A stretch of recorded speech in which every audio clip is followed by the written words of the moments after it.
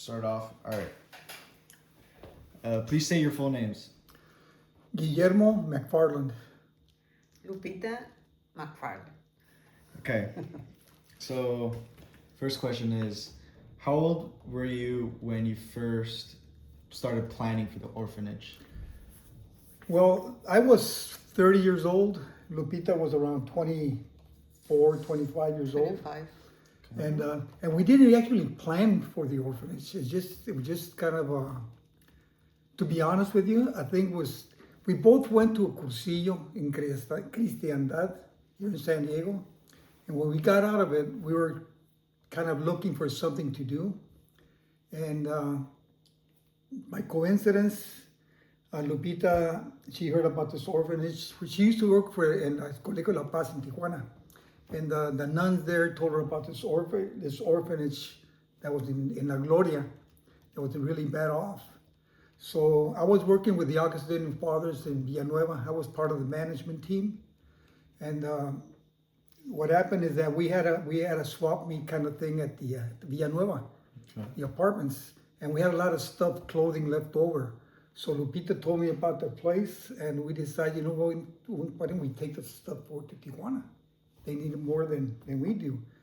And si quieres continuar tú, Lupita, En eso, ok. Entonces nos dieron la dirección, que era en La Gloria, y íbamos el pick-up lleno de cosas, y no supimos llegar al orfanatorio nos que era, perdimos. nos perdimos, Nos perdimos. y nos fuimos a otro orfanatorio, y cuando llegamos, pues nos bajaron todas las cosas del pick-up, y no era el lugar que buscábamos. Entonces ya nos dijeron exactamente dónde era la dirección y llegamos al orfanatorio.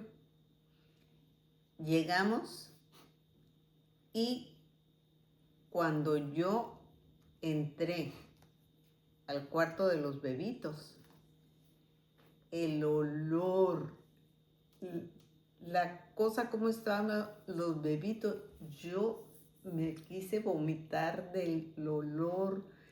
No tenían zapetas, no tenían camas, no había ventanas. Los niños llenos de mocos con moscas pegadas en la carita, no traían zapatos. Unos traían la camiseta sin calzones y sin nada. There were over 100 kids at the orphanage. 107. There was only, I think, with 3 or 4 staff and understaffed. And there was also, before it was an orphan, before there were kids there, used to be like an asylum for old people. And there were still old people in there listed with the kids. So it's a horrible, horrible situation. So we were impressed, we were shocked. So we went back to Villanueva. Well, the next day went to Villanueva. I spoke to Father John Blethen, who was the executive director of Villanueva. He was my boss. And so we started talking about this, and we decided with Lupita, myself, and some friends from Tijuana to go to the authorities because something had to be done. We went to the health department. When we were there, they told us that they were aware of the problem, but that they couldn't do anything about it because they didn't know what to do with the kids. There was nobody to actually take over management of the orphanage. So we had a meeting with the mayor in Tijuana, and we volunteered ourselves. We went in there and said, we'll do this. Of course, it takes a lot of money to run an orphanage, as you can well imagine. And that's where the Augustinian Fathers kicked in 100%. They organized the parishes in San Diego, the schools, St. Augustine, different in all over the United States. Money started coming in, and we just started to get ourselves organized. Okay. You know, so. Okay. What was the hardest part of getting it started? The hardest part, I think, at least for me, was I didn't know what the hell I was doing. Or I shouldn't say that, right? That's fine.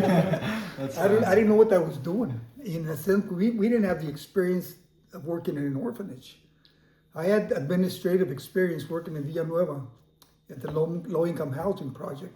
And Lupita had experience because she worked in the office with the nuns in the Colegio La Paz in Tijuana. So we kind of combined our talents but there were other people involved in this, not just us. Mm-hmm. We had a lot of people coming in, volunteers, helped clean up the place. The authorities helped us out in a sense, sent us a doctor, because they didn't have any medical attention. It was just a horrible situation that was going in there. Había muchos niños enfermos, que no tenían atención. Había una niña que tenía un hoyo en el paladar. Entonces le salía la infección por los oídos. Y era que la comida, como tenía ese hoyo, se le iba a los oídos. ¿La infección? Entonces, la infección, entonces no podía hablar, estaba con las infecciones en los oídos, así con la pus saliendo. Entonces fue uno de los primeros casos.